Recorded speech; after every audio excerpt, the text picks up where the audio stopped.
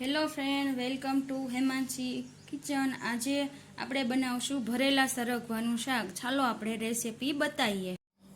સરગવાને સારી રીતના ધોઈ લીધો છે। હવે આપણે એને બાફી લેશું। આપણું પાણી સરસ રીતના ગરમ થઈ ગયું છે। આપણે એમાં સરગવો નાખી દેશું। આપણું પાણી સરસ રીતના ઉકળી ગયું છે। હવે આપણે 2 સીટી થવા। આપણો સરગવો સરસ રીતના બફાઈ ગયો છે। હવે આપણે એનો મસાલો કરશું। મસાલા માટે આપણે સૌથી પહેલાં ચણાનો લોટ લીધો છે। એમાં થોડું તેલ ઉમેર્યું છે। હવે આપણે એને ધીમી આંચ પર શેકાવા દઈશું।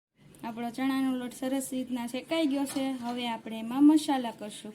સૌથી પહેલાં નમક,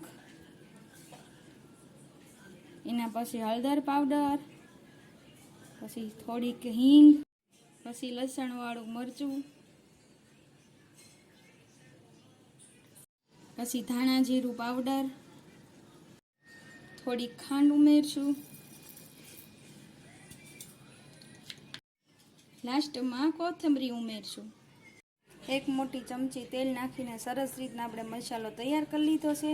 હવે આપણે આ મસાલો સરગવામાં ભરશું। આપણો સરગવો સરસ રીતના બધો ભરી લીધો છે। હવે આપણે એનો વઘાર કરશું। આપણું જીરું સરસ રીતના કકડી ગયું છે। હવે આપણે એમાં ભરેલો સરગવો ઉમેરી દઈશું।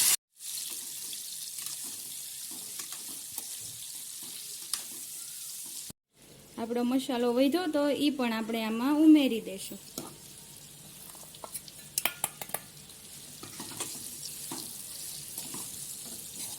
આપણા સરગવાને સરસ રીતના તેલમાં કકડવા દઈશું થોડીક વાર। આપણો સરગવો સરસ રીતના કકડી ગયો છે। હવે આપણે એમાં થોડી છાશ ઉમેરી દઈશું।